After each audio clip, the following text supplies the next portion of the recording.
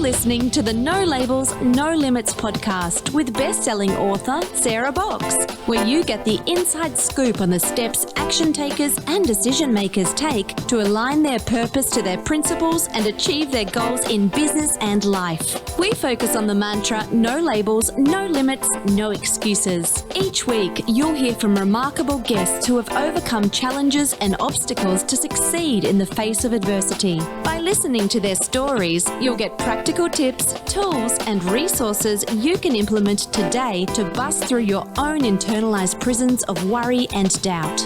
And now, without further ado, please welcome your commanding coach with plenty of chutzpah and heart, Sarah Box. Hey there, this is Sarah, your host of the No Labels, No Limits podcast. Thanks for joining us this week for another episode.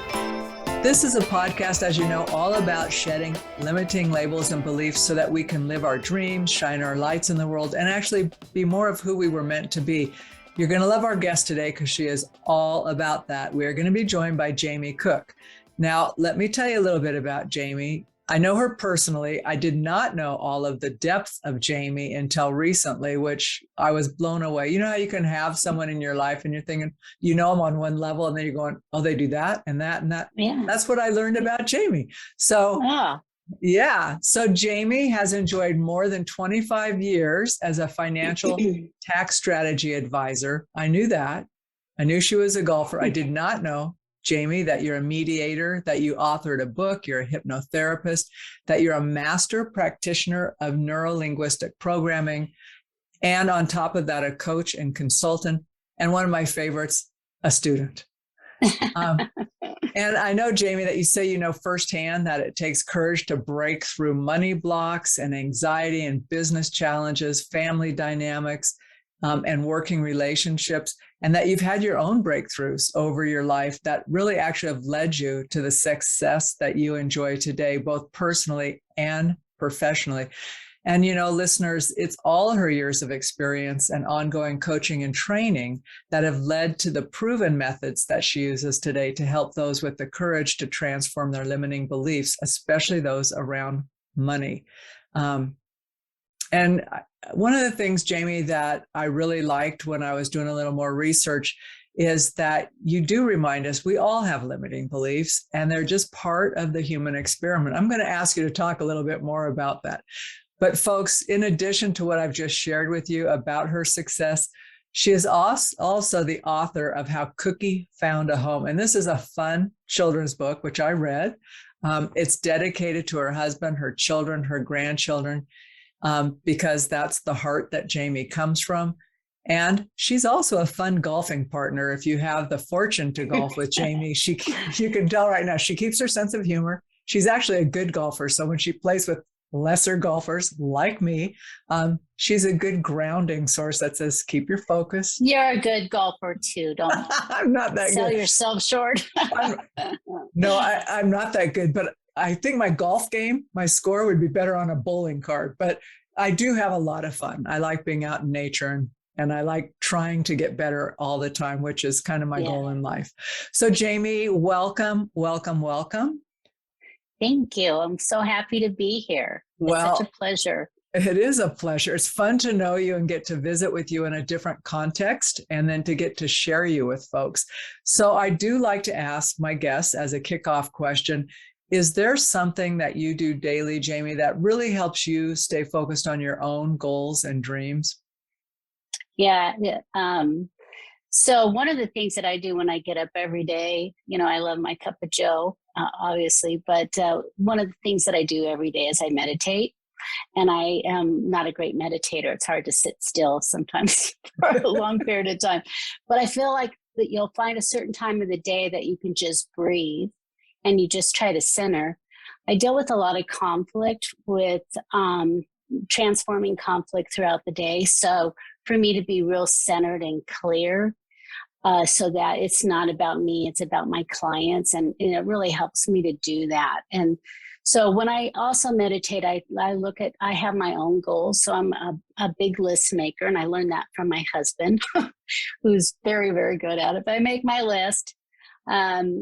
And I try to get through, just learn to prioritize. And some of that comes from training Just from years of being in the financial planning and the strategy world, you just really have to look at the pros and cons of stuff. But as far as being centered every day, I get up and I like having a good hour to myself. And so sometimes I get up at the crack of dawn or before, just so I can get that peace time. And then I go into go mode. And so I have my days broken out, either administrative day, kind of sharpening the saw, if you will, or just go where I'm constantly back-to-back meetings with clients. And then I have my fun days, which is golf. And then a new love that I think I'm going to really like is pickleball. Oh. So we'll have to talk about that sometime off camera. But yeah, that's seems to be the thing, and it's good energy. So I will pick your brain on that. I think anybody can learn. That's the good thing. You don't have to be super athletic. Okay, so anyway, that's one thing is the meditation, and then knowing what makes you happy, what fills you with energy instead of depleting you. So just getting that charged up for the day. So I think that's pretty much on a daily basis. It could be even on the weekends I do that. So it's every day. So Jamie, at the end of a work day, and you brought up that you do a lot of mediation and work around conflict. How do you recenter or come back? So you start your day great, but then those are high energy. And I don't mean like high go energy, but they're high focus and emotional energy. Yeah, mental, emotional. How do you refill your cup at the end of the day? Yeah, so I don't wait till the end of the day. So when I'm having my meetings or mental emotional release with clients or money coaching or mediation, there's a lot of emotion that people are feeling. It's hard to not be around conflict today.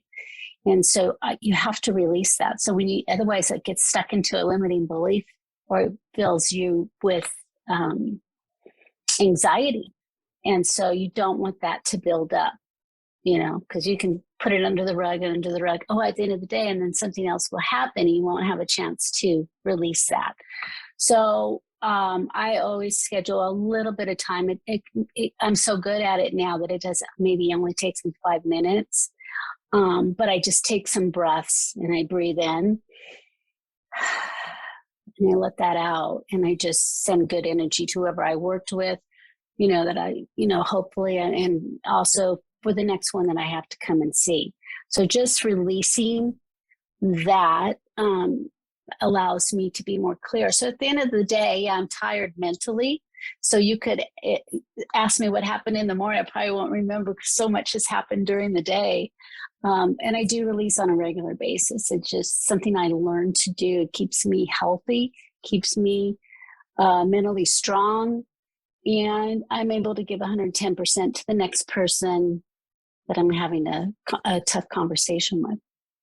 Great. So talk a little bit about your background. How did you come to do this work? I mean, you think what I knew you as, and you're very practical when you use the word strategy and strategic and finance, right? I'm thinking, yeah, that described you to a T. But what about the rest of it? The neuro-linguistic work, the hypnotherapy, mediation. How did that all get woven? Yeah. Actually, it probably started when I was a teenager. I don't know if I shared this story with you, but back in the day, back in the 80s, 70s, I was a typesetter and I worked in a publishing house. And this is kind of pre-computers. So it was all done in code. So professors would write books for their universities, or someone just wanted to write a book. So I was the typesetter. And I could just type really fast back then. And the first book I ever typed was a sex psychologist in Beverly Hills. And I sat on the manuscript. I was so afraid anybody would read it, but it was just so interesting.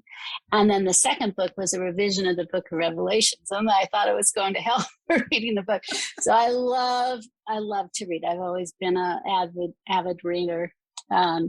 So the psychology, and I just started going and asking the question is why? Why is that like that? What's motivating? So it's always something I had questions.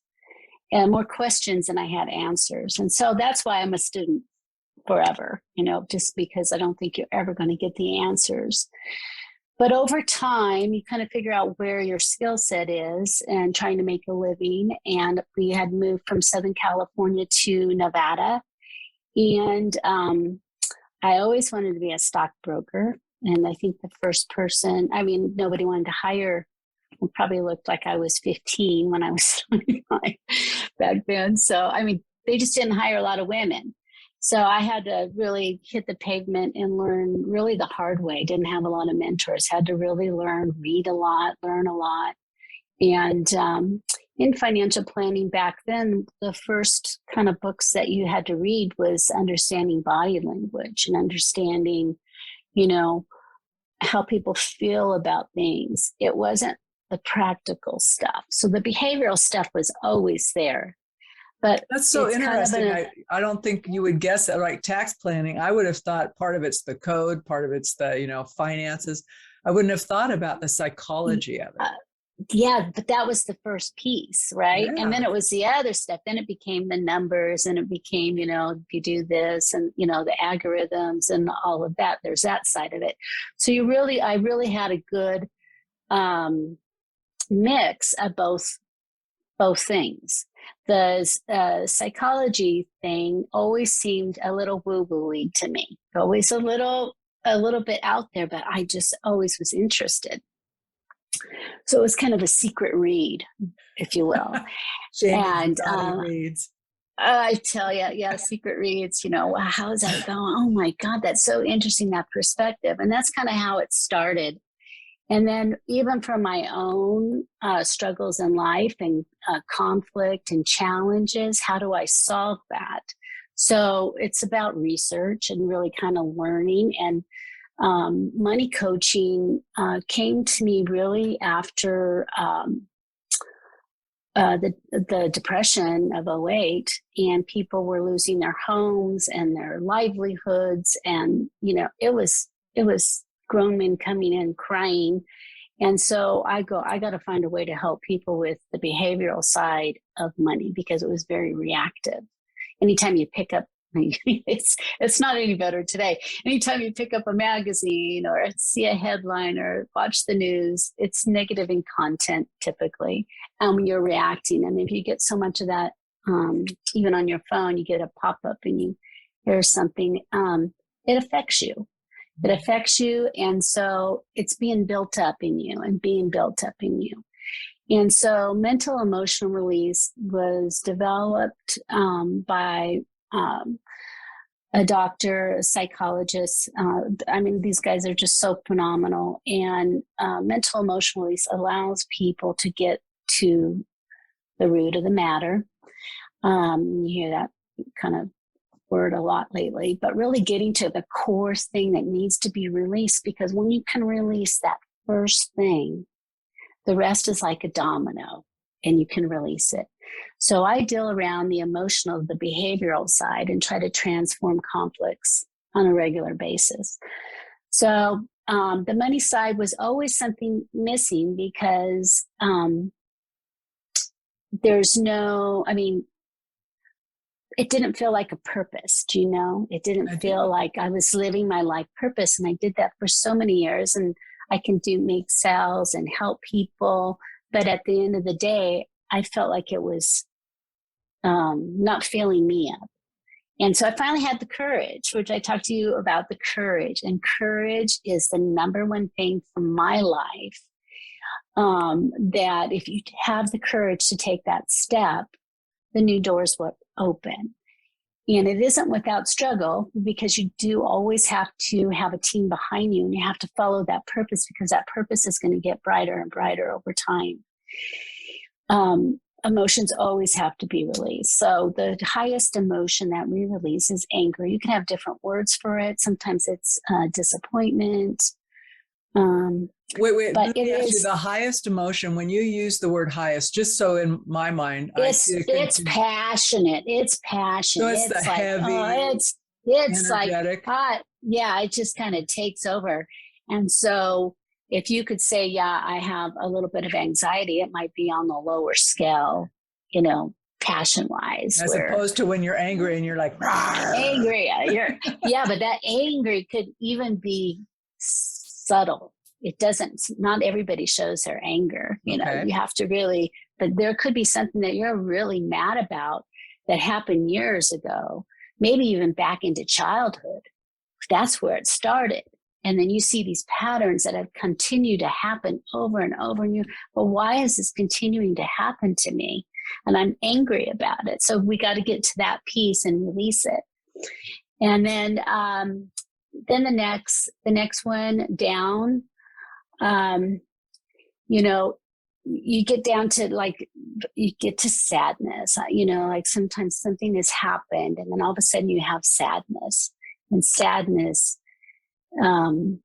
is like, I'm so sad about it, you know, and you just got to be able to release that. This is how you release yourself when dealing from one thing to the next, right? And there's a whole host of these emotions, but I go for the tough ones first, because then it gets better. So if you bust through a couple of the tough ones, do the others are they easier to address? If you don't deal with the tougher one that's hidden, it's going to keep coming back. Okay. You just don't know that that's what that is. So anyway, I follow a process that does that. And then the other thing is hypnotherapy. So hypnotherapy can be a quick way to get to the root of the problem without really having to discuss details. You don't have to know all of that. So it kind of depends on what the situation, what it calls, because you can find this, you can release it, but from that point on, we got to coach to success, because patterns take time, habits take time to create. So it's really kind of a big picture. Now, I deal basically with money because that's my most experiences around money. But there's really the main areas. You've got career and money, and I kind of put them together. So sometimes people just haven't found that yet, that career. They're wanting to make a career, their sales are down, or, you know, bottom line, they got to bring in revenue for their house so that, you know, their home, so they can pay their bills, that they don't have money anxiety, if you will. So it's kind of all connected. It also affects your health. So the other thing is really doing areas that really help you to be healthy. So you're healthy on the inside and you're healthy on the outside. So that's an area. It could be relationships. And I break relationships really in two areas. One is just overall relationships. That could be friendships. It can be family, but it could be work relationships, but just relationships in general. Family's its own little thing, because we don't always get to pick our family. And so we get triggered a lot around family. So that's a separate one. So these are all different areas. So typically I'll only work in one area at a time. And we have to be completely clear on that before we can even move on to another area. So that's what I've been studying that stuff since, like I said, a teenager. And I finally had the courage to break free and say, yes, let's get rid of that, because you're much happier. Your family's much happier. Things are easier. The process isn't always easy because it's emotional. You're releasing emotions. But, you know, some people have gone to one therapist after another therapist, and I know someone that spent literally 30 years in different therapies for couples coaching. So one of the things that I do is money coaching couples. It's all behavior, because we all have different mirrors that we pattern after. It's going to be my dad or my mom or both, or a grandmother, or maybe my parents weren't close. Maybe it was a neighbor that cooked me meals every day, and I watched how she did things. Maybe that was a pattern that I developed. But my spouse is going to have something completely different. And in my situation, it really was very, very different. So I remember the 1st and the 15th of every month, as a newly married person, we had lots of bills and a little bit amount of money. And so that conflict was there. So we were smart enough to learn how to manage that, so it wasn't, you know, a negative conversation. And so that's what I do for couples too, is the couples and business owners, small business owners, because once you figure out your money type as a business owner, for you personally and in a couple, a major transformation can take place. So that's exciting. That's the reward. Yeah. And I was just thinking as you were describing that and about like our patterns, what we learned as, you know, and then thinking about also our inherent, which may be your money type piece, but that piece of us that knows, it's like our values, like what we think is important, whether they're truly important to us or we just adopted them from our role models, right? And so we're saying, no, it has to be this way. So when you're working with couples, are you talking about the assumptions they make also about like why one way, not another way, you know? And I'm just thinking about typical conversations. Yeah. So money coaching, you know, really, it takes a minimum of 4 sessions. So we get into a personal history. And then you see patterns. So there, all of a sudden, new things are opening up. And then you're understanding also why somebody else, because you may think you know this person that you're living with. I mean, and then all of a sudden, something out of left field just hits you, and it's like, I didn't see that coming. So the money types really play a big role in all of this. There's 8 money types, and we all have a little bit of each piece. But, you know, there's the victim, the fool, the creative artist, the martyr, the warrior, the magician. I mean, there's just so much, and there's different pieces. So when we're doing the money coaching, you're really identifying this, because there are 3 combination that you can create in your life in the way of doing things. And it's transformation again. It is a complete change of how you see someone, how you do something. Because, you know, I don't do anything wrong, right? Everything I do is just so perfect. Yeah, everything is just perfect. And I think I know everything. And then all of a sudden this thing, and then, you know, so we're human. But where we can go is we can see, this is where I'm not being open about. Yeah, I'm not opening this piece. So, you know, when you open stuff, you're also a little bit vulnerable, right? That's the courage piece, is that, I see how that came across. I see how, you know, that might have changed the conversation. So I learned so much from other people. One of the conversations, as you know, I do mediation. So right now we're doing a ton of landlord and tenants through COVID. And there's just a lot going on there, a lot of illnesses because of the stress of COVID has caused depression. There's been, you know, deaths and disabilities, and, you know, on both sides because of everything that's coming at you. And when you're doing mediation, you have to stay as a neutral. So I work as a neutral, non-bias at all. And so when you're trying to listen to one side and you're trying to get them to open up a conversation. So sometimes it starts off like finger pointing, which totally puts somebody's back up. And then all of a sudden we think we're never going to get there. And then all of a sudden there's an opening where it's like magic. And that's what I enjoy. I enjoy the part that they get to find resolution, because by not coming to an agreement through mediation, it's certainly not mandatory. We encourage it, because if you don't find that, then the judge, well, it's not always what you think it's going to be.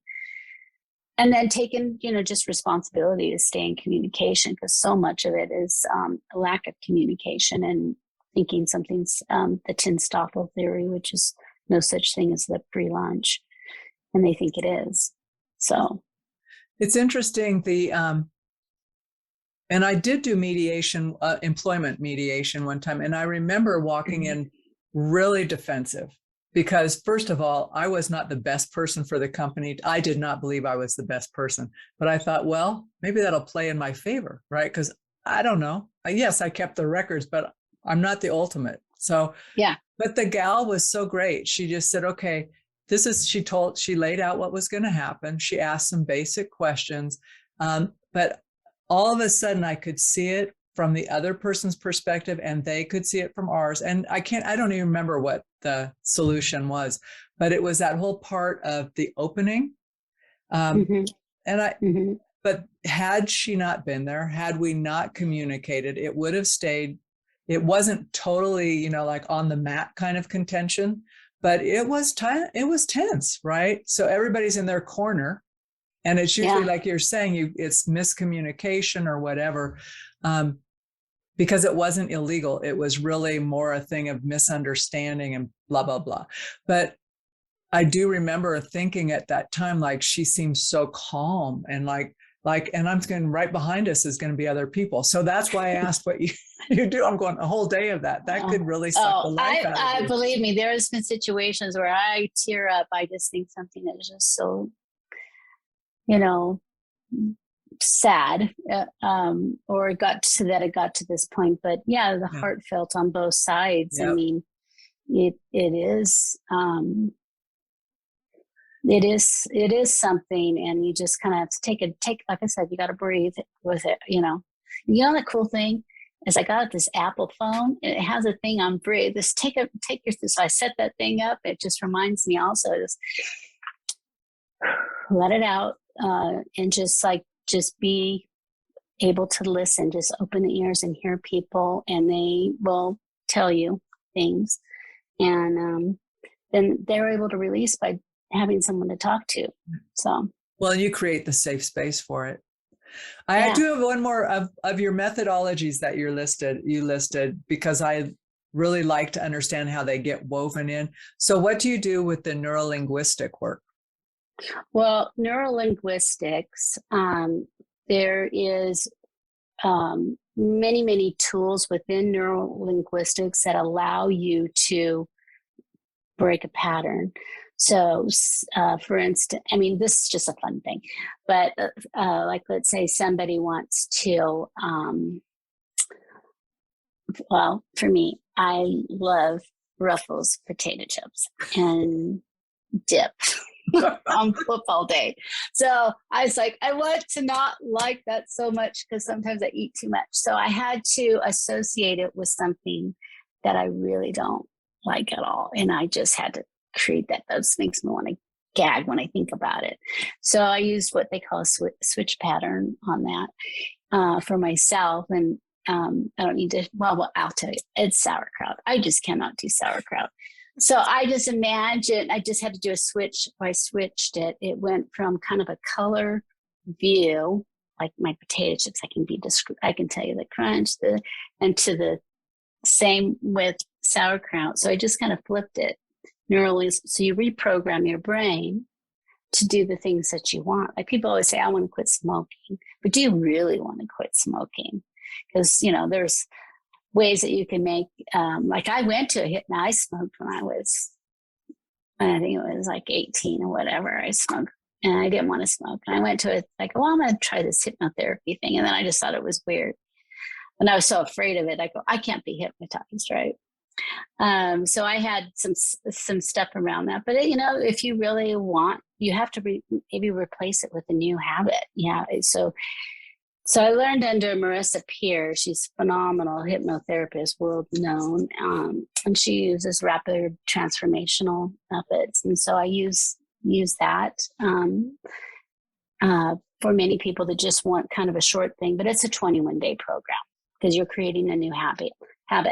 So weight loss is one that people kind of want to do, but more it's health. Or it's financial in nature, getting rid of the panic, or, they want something really bad and it's elusive.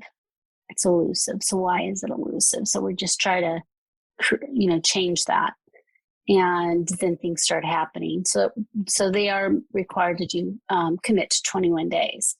So I prepare a a recording and they listen to it at least once a day. So then magic you have a starts ton to of happen. tools.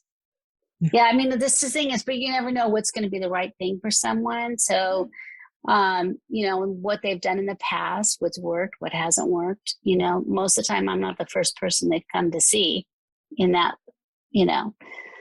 but, I was always trying to figure out what's the best words for this, because when it comes to money, usually you are getting into the you mentioned values, right, earlier. So values, if you don't have your goals in line with your values, you're going to be like, it's anticlimactic, right? You're not living.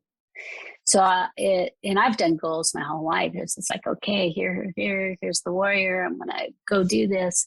But the value piece was missing in some of the career stuff, right?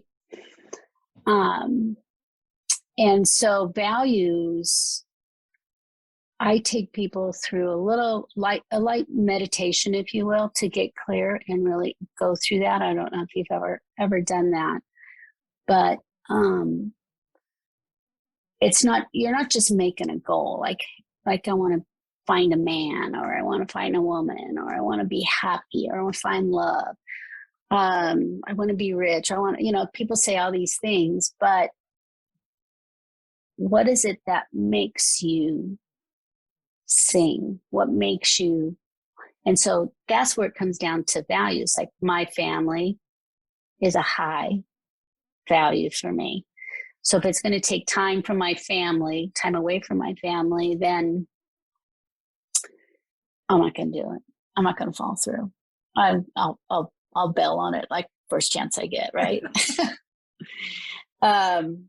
And then the word commitment's a big one. So if you're committed, if you commit to even a time, commit to doing something, to me, that is your integrity. And so that's another value for me.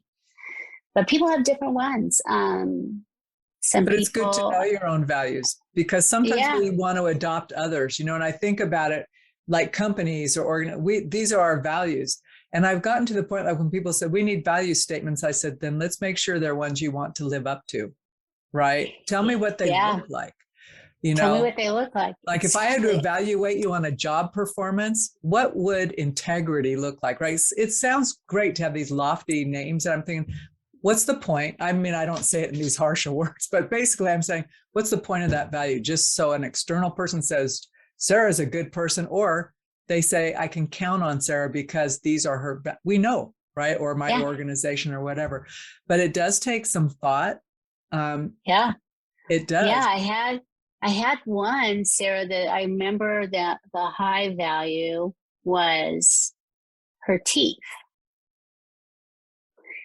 And I had a hard time connecting with, well, what's the teeth? That's not a value. But for her, it was because she couldn't smile. She didn't want to connect with people because she needed to have some work done on her teeth, that she felt good about it. So to her, that was like, she doesn't have that, then nothing's going to happen. So, okay, we got to get this done. That's all we got to do. Yeah.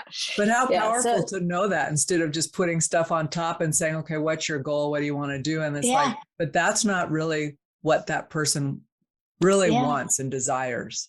So, we deal with money and people go shopping, and now it's so easy with Amazon and the online shopping that you can get really addicted, instead of just buying one thing off HSN or QVC, buy it in every color, just as a backup. Just buy it all.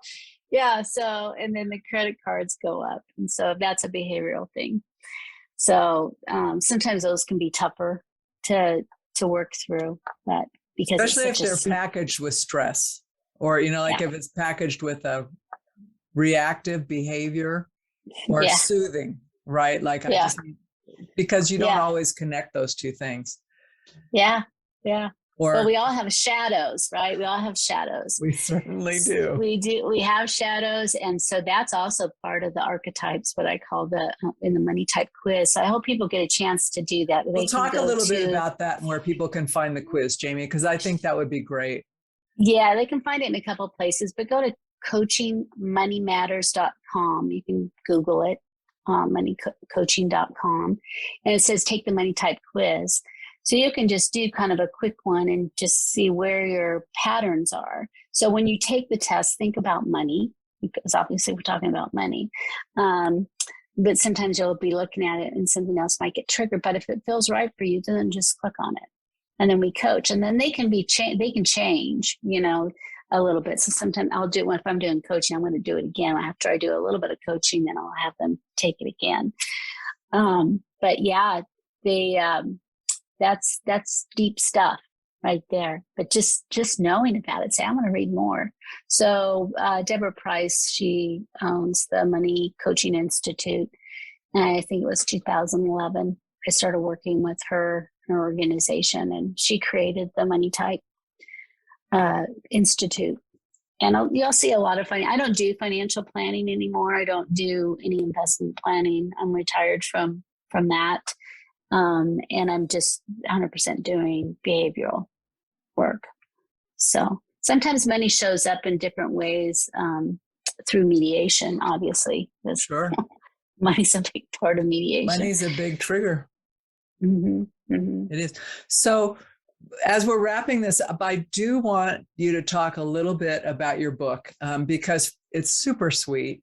And yeah, it is super sweet. And folks listening, we'll have information of this. I'll put links in for Jamie's website and the quiz and all of that for you. But her book is called How Cookie Found a Home. So will you just tell us a little bit about it? Because I've read it and I'm reading, I'm so sucked into the story. Yep. Yeah. Sweet. So actually it's a bit of a true story. It's about a cat, and her name is Cookie. So that's my last name is Cook. We call, Cookie's kind of a nickname. And, so, Cookie was, my daughter's relative's, cat. And, she's a Siamese Taiwanese. She's just a beautiful, stunning cat, and she's got a lot of personality. But she was in a home, and where they have a lot of kids and new babies, and this one was active. She was very inquisitive, as cats are. I never had a cat. I always thought I was allergic. So anyway, my daughter and her husband showed up with the kitty. And we weren't ready at one time. We said, no, don't be pushing that on us. We're not ready. I'm allergic, blah, blah, blah. But anyway, this is a true story with a little fiction. And it's really about, you are enough. Like sometimes people may think, well, why aren't I enough? What's wrong with me? I'm not like other people. Well, why can't I find a home? So this is the story. And she goes through a lot of adversity. And that's why there's a little emotion in there, but there's really three parts: the beginning, the middle, and the end. And the end is when Cookie finally comes to my home. And I'm just in love with this cat. And I'm not allergic. I thought I was. I'm not allergic. We can do something with hypnotherapy if you're allergic to cats. And but anyway, I just kind of I was having grandkids, and this was just such a fun story that I just felt compelled to put it in a children's book. So it's reading age, but certainly younger kids can have it read to them, but they're going to have a short attention span. So that's why it's broken out in 3 areas. So it starts off kind of rhymey, youngy, and then it gets more real, it gets a little bit older conversations. And then she also, the cat learns to really, she's looking out a window and she's seeing the fall leaves, and she's creating a vision of what she wants. And so that's kind of what I do anyways. I kind of put a little bit of my spark in there, and then she created, what she wanted, and it came true. Well, so there you go. It's a beautiful story. I could see a bit of you in there, Jamie. And the illustrations are beautiful. Yes, there is a young man. He actually is a tattoo artist, young man in Oakland, California, and he put to life the story through the illustrations. So William Bonanno. So if anybody is interested in that, you can certainly Google how Cookie found a home, and you'll see a couple links. One is to Amazon, but if you go to store.babybook.com, that'll show up as well. Just click on that link, and we're able to donate some proceeds to the SPCA or foster care, instead of giving it all to, Bezos. It can go someplace else. That would be my preference, but yeah. Yeah, it's a fun book. And with the holidays and gift giving coming up, it's just such a sweet gift. It's so sweet. Yeah. And I feel I've got an autographed copy, so I'm keeping mine, but I'll be happy to sign. COVID hit, so I would love to be in local schools or different events, but with COVID it made it a little bit different for that, but hopefully we'll be coming out of that soon. So I'm happy to sign your copy. Just let me know. You can reach me through coachingmoneymatters.com or jamiecooke.com, either one. And again, we'll have those links in the show notes for you. Jamie, thank you so much for being a guest on the thank Labels you. No Limits. It's going to be a few months before we'll be golfing again since things. I'm going to call you for pickleball. Oh, do call me. That would be fun. Only like an hour and a half of good exercise. So I'm in. Yeah. Totally in. All right. Sounds good. All right. Happy Halloween. Jamie. Happy Halloween. Bye. Bye-bye. You've been listening to the No Labels, No Limits podcast with best-selling author, change agent, and strategic vision coach, Sarah Box. You can grab the show notes and find out how to work with Sarah at sarahbox.com/No Labels, No Limits podcast. We'd love this podcast to reach as many people as possible. So please remember to rate, leave a 5-star review, and share the podcast with someone you think would get value from this conversation. Until next time, keep taking those daily action steps to align your purpose to your principles and achieve your goals in business and life.